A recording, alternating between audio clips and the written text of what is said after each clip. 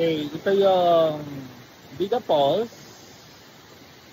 Part siya ng Mabuhay, Prosperidad, Agusan, Binsur. Okay, yan. So, kailangan mo siya lakarin ng 154 steps. So, kaya makita nyo doon. Falls 1, then yung Falls 2, then sa taas yung Falls 3. Mamaya, sabihin natin yung Falls 3. So, ito yung pinaka, ano niya, ambience. It's around 8 in the morning. Okay.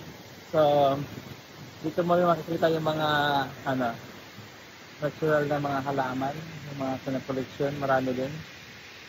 Okay. Yan. Tapos, ganda ng nature. May mga cottages din kung gusto mong mag-picnic, outing. So, ito yung isa sa mga maganda ng yung mga tawag sa Bisaya, bagon. Tapos, puno. So, talagang na-preserve yung sabi nga nila mountain forest or rainforest.